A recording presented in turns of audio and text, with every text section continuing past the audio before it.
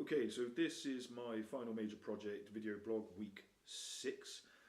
This week really has not gone as I had planned. So we're currently on Friday. The weekend just gone, I filmed all the scripted parts for my production, so they're all done and dusted. The only thing left for me to do now is the narration, and I'll do that at some point next week. So on Monday then, I went out onto the streets of Trowbridge to try and garner some vox pops. I was out for about 5 hours and I got nothing at all. Every time I approached somebody and said, would you be happy to comment on this? I pretty much was met with, oh no, we don't have time, we don't have time, we're too busy, we don't have time.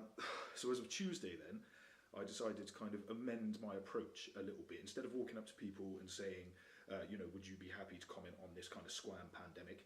I said, could you possibly spare me 60 seconds of your time? People would usually say, oh yeah, what's it concerning? And I'd say, a consumer issue. And they'd say, kind of, what kind of consumer issue? And I'd say, or give them rather a brief outline of what it was. Now, over the course of this week, that has elicited 2 different responses. Number one, people either got very, very cagey and said, oh, no, we really don't want to discuss that. We don't want to discuss that.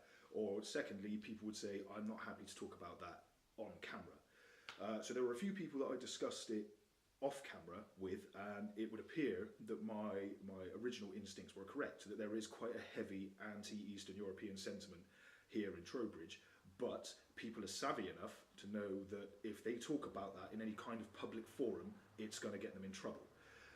So people aren't happy to discuss it on camera.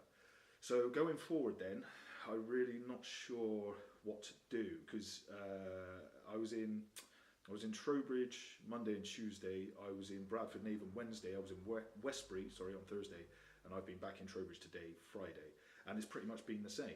And as of yet, I haven't managed to find a single person who's happy to comment on camera.